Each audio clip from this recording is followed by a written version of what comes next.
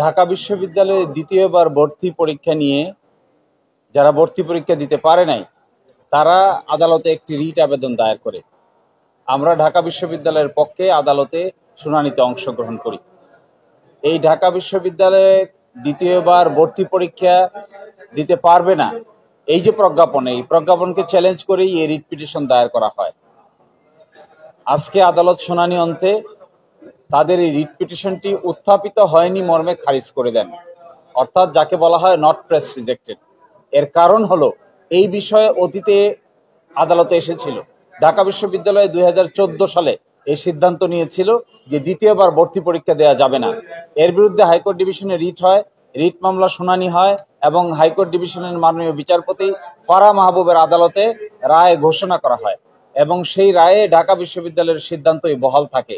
তার বিরুদ্ধে তৎকালীন সুপ্রিম কোর্টে একটি আপিল দায়ের করা হয়। ওই আপিলও নিষ্পত্তি হয়ে যায়, খারিজ হয়ে যায়। এই সব কিছু জানা সত্ত্বেও আজকে আবার একই বিষয়ে হাইকোর্ট বিভাগে আরেকটি নতুন মামলা নিয়ে আসা হয়। আদালত এটিকে ভৎসনা করেন এবং এই ধরনের যে কর্মকাণ্ড এবং এই ধরনের রিট পিটিশন যা ইতোমধ্যে সেটেল হয়ে গেছে, হাইকোর্ট ডিভিশন সিদ্ধান্ত নিয়েছে, আপিল বিভাগ সিদ্ধান্ত নিয়েছে, একই ব্যাপারে অন্য কেউ এসে আর হাইকোর্ট ডিভিশনে রিট পিটিশন দায়ের করতে পারেন না। যদি কিছু করতে হয় তাদেরকে সুপ্রিম কোর্টে যেতে হবে, হাইকোর্ট ডিভিশন এই ব্যাপারে আর এন্টারটেইন করতে পারবেন না।